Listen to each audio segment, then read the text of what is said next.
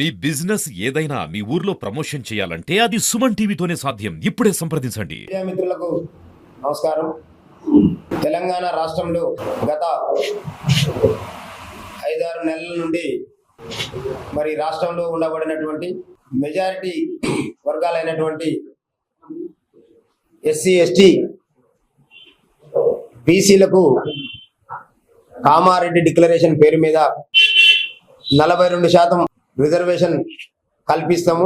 అదేవిధంగా సంవత్సరానికి 20 కోట్ల బడ్జెట్తో 5 సంవత్సరాల్లో 1,00,000 కోట్లు 20,000 కోట్లతో 1,00,000 కోట్ల బడ్జెట్ ఇస్తామని, కాంట్రాక్టులలో వాటా ఇస్తామని అనేక రకాల హామీలతో అధికారంలోకి వచ్చినటువంటి కాంగ్రెస్ పార్టీ సామాజిక న్యాయం చెప్పుకుంటూ మరి వాళ్ళ ముఖ్యంగా ఈ జిల్లాలో చూసినట్లయితే 12 అసెంబ్లీ నియోజకవర్గాలు ఉంటే 3 రిజర్వేషన్ పోగా 9 స్థానాలకు గాను 8 స్థానాల్లో రెడ్డి వర్గాలు, అందులో ఒకే కుటుంబం నుంచి 2 పొందినటువంటి కుటుంబాలు మరి జిల్లాలో దర్శనమిస్తా ఉంటాయి. మరి ఇలాంటి మాయ మాటలు చెప్పి ఇవాళ 42% కాదు కదా, కనీసం 23 కూడా లేకుండా మరి వాళ్ళ అత్యల్పం 17%, అత్యధికం సంగారెడ్డిలో ఒకే చోట ఒక 24, అంటే యావరేజ్ చూస్తే 21, అంటే 42% రిజర్వేషన్ ని సగానికి తొక్కిపట్టి ఇవాళ హర్రీ బర్రీగా నోటిఫికేషన్ ఇచ్చి ఎలక్షన్లకు మరి సిద్ధమవుతా ఉన్నటువంటి సందర్భం. అందుకనే మిత్రులారా, ఈ ఉమ్మడి నల్గొండ జిల్లాలో ఉండబడినటువంటి మెజారిటీ ప్రజలైనటువంటి అడుగు బలహీన వర్గాలు 90% పైన ఉండబడినటువంటి వర్గాలన్నీ కూడా ఆలోచించాల్సినటువంటి సమయం. ఎందుకంటే ఓట్లు మనై అధికారం వాళ్ళ చేతికి ఇచ్చి ఇవాళ అడుక్కునేటటువంటి పరిస్థితి. మరి కాంగ్రెస్ పార్టీ చెప్పేది ఒకటి, చేసేటటువంటిది ఒకటి. సామాజిక న్యాయం అంటూనే ఇవాళ కనీసం 2 పార్లమెంటు స్థానాలంటే 1 పార్లమెంటు కూడా ఇచ్చినటువంటి పరిస్థితి లేదు. 9ట్లో 8 ఆ వర్గాలే తీసుకోవడం. అనేక సంవత్సరాల నుండి ఈ ప్రజల్ని మోసం చేస్తూ మాయమాటలు చెప్తూ ఓట్లు వేయించుకుని అధికారంలోకి వచ్చిన తర్వాత ఆ వర్గాలకు మాత్రమే అందలాలు ఎక్కిస్తున్నటువంటి పరిస్థితి. అందుకనే ఇవాళ కాంగ్రెస్ పార్టీ చేస్తున్నటువంటి వైఖరిని మరి యొక్క సమాజం అంతా కూడా చూస్తూ ఉంది. ఇకపోతే బీఆర్ఎస్ పార్టీ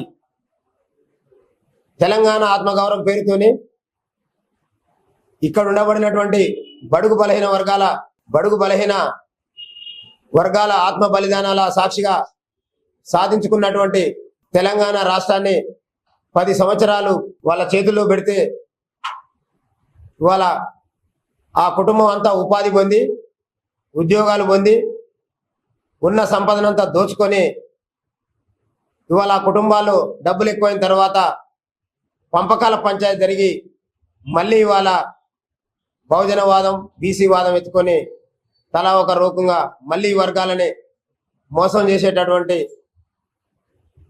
కుట్రలు కూడా చూస్తా ఉన్నాం. ఇక బీజేపీ పార్టీ అంటేనే వాళ్ళ నిజ స్వరూపం రిజర్వేషన్లకు వ్యతిరేకం. పైకి ఏదో మాట్లాడినప్పటికీ అంతర్గతంగా ఈ రిజర్వేషన్లు ఉన్నంత కాలం ఈ కులాలు ఉంటాయి, ఈ కులాలు ఉన్నంత కాలం మరి ఆ యొక్క వాళ్ళ మతతత్వవాదం నిలబడదనేటటువంటి దురుద్దేశంతోనే ఈ రాష్ట్రంలో వాళ్ళ యొక్క పరిపాలన కొనసాగుతూ ఉంటది.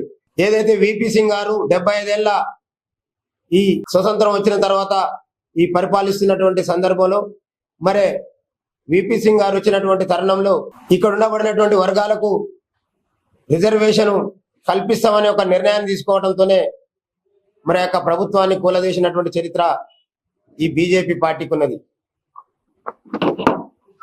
మరి ఇన్ని సంవత్సరాలు గడుస్తున్నప్పుడు 75 ఏళ్ళు గడుస్తున్నప్పటికీ కూడా ఈ ఎస్సీ ఎస్టీ బీసీ మైనార్టీ వర్గాలకు ఓటు ఎవరికి వేస్తున్నాం, ఎందుకు వేస్తున్నామో అర్థం కానటువంటి పరిస్థితి ఇప్పటి వరకు ఉన్నదంటే ఈ వర్గాలు ఎంత తెలివిగా, ఎంత చాకచక్యంగా మరి వర్గాలని ఓట్లేసేటటువంటి యంత్రాలుగా మాత్రమే ఉంచి వాళ్ళు అధికారాన్ని అనుభవిస్తున్న దానికి మరి మనం ఆలోచించాల్సినటువంటి సందర్భం.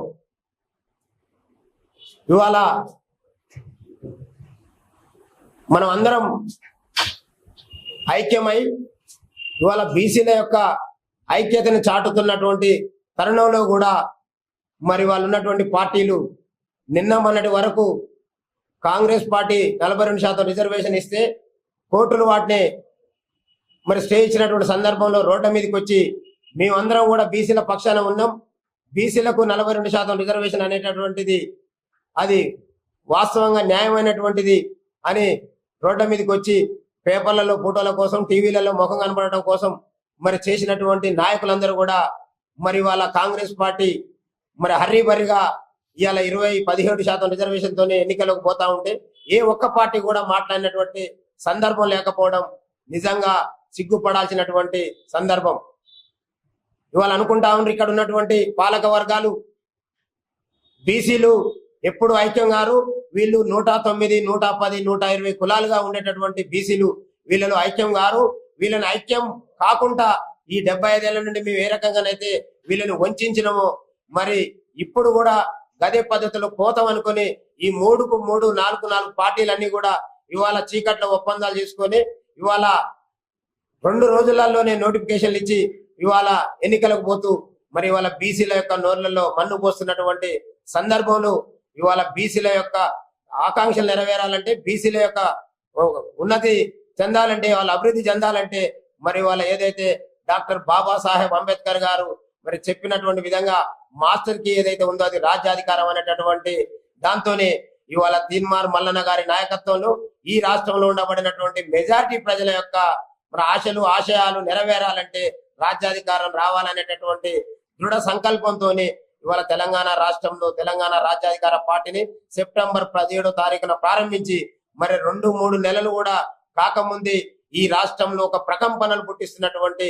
పరిస్థితి మరి ఇక్కడ ఉన్నటువంటి సమాజం అంతా కూడా అవగాహన చేసుకుంటున్నటువంటి పరిస్థితులను చూసి ఇక్కడ ఉండబడినటువంటి దుర్మార్గపు ఈ అగ్రవర్ణ పార్టీలు ఇవాళ మళ్ళీ ఈ తప్పుడు పద్ధతులతోని వీళ్ళని వంచేటటువంటి కుట్రలతోనే ఎన్నికలకు పోతున్నాయి. కాబట్టి ఇక్కడ ఉండబడినటువంటి 109 కులాలను ఐక్యం చేస్తూ ఇలా కులాలుగా ఏకం చేసి బీసీలుగా ఐక్యమై మేమంతా ఒక్కటే, మేమంతా బీసీలం అనేటటువంటి ఏకత్వంతోనే ఏకైక నినాదంతోనే ఈ రాష్ట్రంలో ముందుకు పోతున్నటువంటి పరిస్థితి మరి ఇక్కడ ఉన్నటువంటి ప్రజలందరూ కూడా గమనిస్తా ఉన్నారు. ఇవాళ రాజ్యాధికార పార్టీ లక్ష్యం వాళ్ళ రాజ్యాధికారాన్ని అందుకోవడం అనేటటువంటి సిద్ధాంతంతో ముందుకు పోతున్నటువంటి సందర్భాన్ని మరి ఈ ఉమ్మడి నల్లగొండ జిల్లాలో ఉండబడినటువంటి అన్ని వర్గాలకు ఎస్సీ, ఎస్టీ, బీసీ, మైనార్టీ వర్గాలందరం కూడా ఇవాళ ఏకమై ముందుకు పోతున్నాం అనేటటువంటి నినాదంతోనే మరి యొక్క సమాజానికి తెలియజేయాల్సినటువంటి అవసరం ఉందనేటటువంటి విషయాన్ని మీడియా ద్వారా ఇక్కడ ఉన్నటువంటి సమాజానికి గుర్తు చేస్తూ, ముఖ్యంగా ఇవాళ ఏదైతే జనరల్ స్థానాలు ఉన్నాయో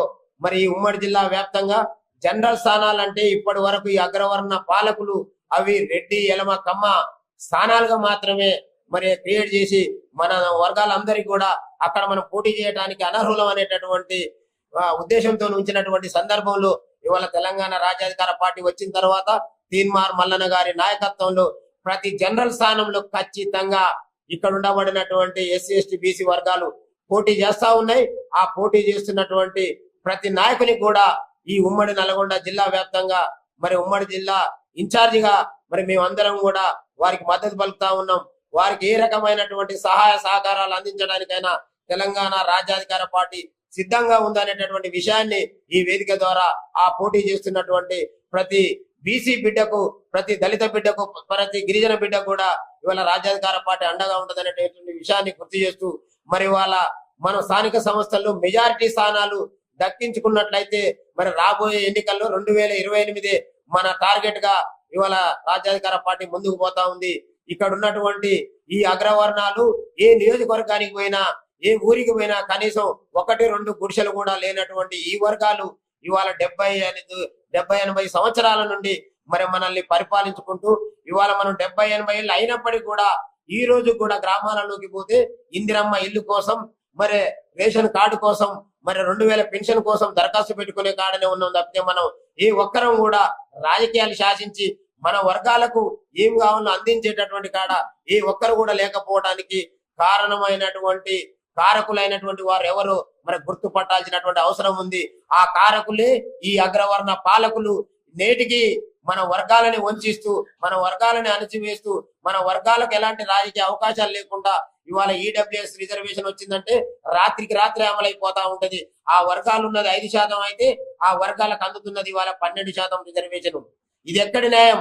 ఎట్లా సాధ్యం అవుతుందంటే ఇవాళ మనం వేస్తున్నటువంటి ఓటుతోనే ఇవాళ వాళ్ళ అధికారంలోకి వచ్చి ఆ ఓటు ద్వారా వేసినటువంటి అధికారాన్ని అడ్డం పెట్టుకొని ఇవాళ మనం కడుతున్నటువంటి పన్నులన్నీ ఇవాళ అక్కడికి పోయిన తర్వాత ఆ మూట నిప్పి పంచే కాడ వాళ్ళ వాటాలు వాళ్ళు తీసుకొని మనకు మాత్రం ముష్టేసినట్టుగా ఇవాళ గ్రామాల్లో సంక్షేమ పథకాలు పెడుతున్నాం అని చెప్పి ఇవాళ ఏదైతే ముఖ్యమంత్రి గారు రేవంత్ రెడ్డి గారు ఉన్నారో ఇవాళ ఎలక్షన్లకు ముందు ఇచ్చినటువంటి హామీలని వీటిని కూడా నెరవేర్చకుండా ఇవాళ 2000 పెన్షన్ ని 4000 పెంచుతాను ఒక మాట ఇచ్చి ఇక్కడ ఉన్నటువంటి ఎస్సీ ఎస్టీ బీసీ మైనార్టీ వర్గాల్లో ఉండబడినటువంటి తన పిల్లల యొక్క ఆప్యాతకు నోచుకొని వృద్ధ పెద్ద మనుషులు ఎవరైతే ఉన్నారో వాళ్ళు ఎదురు చూస్తున్నటువంటి 2000 పెన్షన్ ని పెంచకపోగా ఈ స్థానిక సంస్థలు ఏ పార్టీ కూడా ఇవాళ కాంగ్రెస్ బీజేపీ బీఆర్ఎస్ ఏది కూడా ఈ ఎస్సీ ఎస్టీ బీసీలకు చెందిన పార్టీలు కావు.